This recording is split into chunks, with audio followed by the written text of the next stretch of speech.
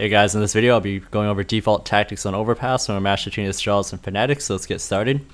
So first let's go over very simple water control. So first Crims, he's going to throw a Molotov towards this sandbag area. And then he's going to get ready with the flash. Flash is going to be going in towards water here. And notice how Crims, he's going to throw the flash right when Flusha enters the entrance of short pipe. So after he throws the flash, you're going to see that Flusha, he's going to drop a smoke right here, and because this is very common for CTs to throw a Molotov here, so he wants to cancel that out. And this round the CTs don't do that, so Flusha basically has water control. And one thing to note here is that as Flusha moves up, the Molotov is still here, so he doesn't necessarily have to worry too much about players being in this area here. He just needs to do a simple clear, and then now he basically has water control. So here, this is one water control that you can do that's solo. So Flusha, he's going to do the fast short Molotov as he does it on the run. And then as he enters the entrance, he's going to toss the smoke on the entrance of short pipe. And the one thing to note here is that he doesn't actually go in to take water control this particular round, seeing as how the rest of fnatic, they're actually sending 3 players to take towards mid control. So when you're in this kind of situation where they've invested a lot of resources towards taking towards mid, you don't necessarily have to take water control right away. So in this particular round, he's just going to be lurking and seeing what he can find towards monster. And he's just establishing presence towards the water is what he's doing. So in this particular round, we're going to see a slight variation. So Xyp9x, he's going to throw that Molotov towards the sandbag area. But what we're going to see from Astralis is their airstrike towards the jump spot area. Xyp9x, he's going to spam towards the short sandbag area, while Magician Dupree, they set up for the jump spot nades. So they're going to throw the jump spot nades, and basically all Xyp9x is trying to do here is he's masking their default, that he's doing the typical short Molotov, spamming a little bit to contain the CTs in the site, hoping that they're going to want to get information here. And that's when Magician Dupree are going to throw their nades. Here we're going to see an example where all 3 of them do it. So right here, they throw that Molotov again, and then Flusha, he's going to be jump spotting, and then he gets eliminated from those 3 nades. Here we're going to see some nades that you can throw to kind of bait out utility or cause some kind of rotation for the CTs. So Flusha is going to get in this corner here to throw the heaven smoke. And then he's going to throw this Molotov towards Toxic. And notice how they don't necessarily go in on this. This is simply designed so that the CTs will kind of burn some utility at the start of the round, or cause some kind of shift in the CTs, causing them to potentially rotate. So this is something that you can do at the start of the round towards monster. Here we're going to see that if you have water control and you have 3 players, this is a neat little nade stack that you can use. So basically these 3 nades, they're all going to land right behind the pillar area, as it's very common for CTs to kind of have a setup where one player is playing behind the pillar, other guy might be headshot or playing behind barrels. So that's something that you can do. When you have water control as well, if you have a smoke, molly, and nade, this is a cool nade set you can use. So the smoke heaven first, and then molly towards headshot, and then throw a nade behind pillar. So a good way to kind of shift the defenses of the CTs, maybe make them take some damage if they happen to be playing towards this headshot or pillar area. So this round here, we're going to see that Crims, he has an alternative way of smoking heaven. This is a good way to smoke heaven if you don't want to be exposed towards the sandbag area. Very typically you can throw this smoke from here, but Crims actually has a lineup from the short pipe area. So it's something you can do as well.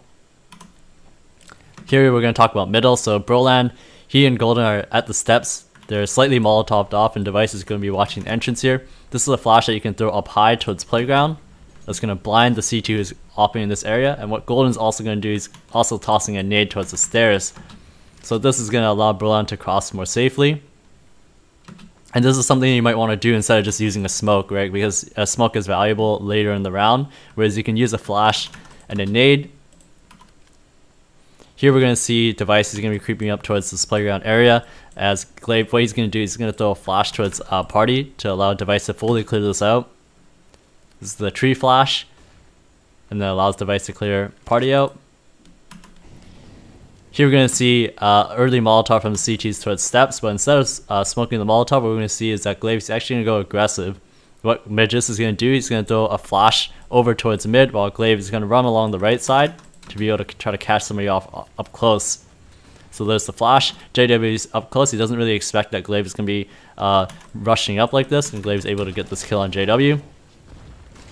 And then after getting this kill, this basically forces back the CTs, but Glaive, he's going to throw an additional flash towards this mid area to be able to blind anybody who potentially could be playing towards bathroom, towards mid, or towards connector. And then he's just going to go up towards playground to be able to clear this out. So if you happen to be towards this playground area, this is a smoke that you can throw. This is the front bathroom one from Golden.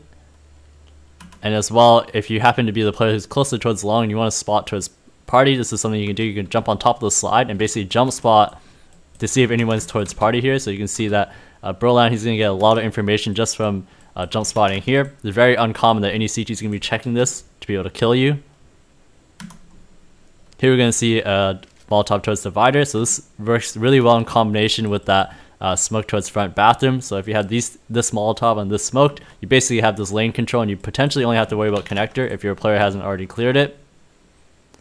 And notice how as Golden moves up, he's going to try to jump spot just like this to be able to see over to see if anyone's going to be playing up close like this before peeking out fully.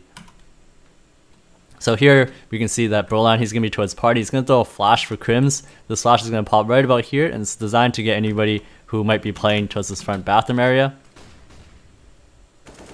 And it allows Crims to peek. Here we're going to see a long A control. So we're going to see two flashes. So one is going to go behind them and one's going to go far. And the reason why you want to do both flashes is because the far one's designed to be able to get anybody who is playing towards flower pot. It goes far enough so that it actually hits them. Whereas the one that's close is designed more for people who are playing towards this rock area. As if you only use one of these flashes, one of the other areas won't be affected. So for example, if you only threw the far one, the people up close aren't going to get blinded. And if you threw the one behind you, the person who's all the way far back isn't really going to get hit by it. He's still going to be able to see you. So that's why you need to throw both of them to be able to take long A control. And after this control is taken, you're going to see that they run up along the right side while Device is covering them. And as they get close towards the entrance, Device is going to throw a flash towards bathroom entrance like this to allow Magician Dupree to clear it out. After that, you're going to see that Device, what he's going to do is he's going to get ready to throw a lurk long smoke. Smoke that lands right about here. After he throws the smoke, Magis is going to toss a nade up close towards long. And then now at this point, Brolan, he's in a position where he's kind of stuck at long, and they're able to double peek him and take him out as he has no support from anybody towards site. And as well, they've already cleared bathroom, so they don't have to worry about that either. Here's some stuff at connector. So JW, this is one where he goes a little bit slowly. He's not making his presence known just yet. And then he goes all the way up close towards connector here. Going to clear out as much as he possibly can. And then what he's going to do is he's going to throw a Molotov. He's going to throw a Molotov towards the top of the steps. And here at this point, he's just waiting to see if somebody's going to run forward into the Molotov or fall all the way back. That's why it takes an extra moment. And then he's going to continue clearing the rest of the connector. And then finding that kill onto Glaive, who's up close. Here's another example where he's going to throw a Molotov very early in the round. And then here, he waits a little bit and then peeks out. And then now he's going to nade at the top of the steps to be able to clear this out. So here's an example of Glaive going towards connector. So you can see he's just going to peek just a little bit. He's just going to jiggle.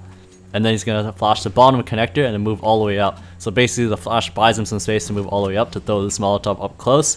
And this Molotov will get the player who's in the corner as well as behind the steps. And then he's going to add on a grenade at the top of the steps. This is essentially to establish presence towards connector and mid. As you can see, the rest of his team is grouped up towards B. Thank you guys so much for watching. If you guys liked what you saw, please drop a like and feel free to subscribe if you want to see more of this content. Thanks again. I'll see you guys in the next one.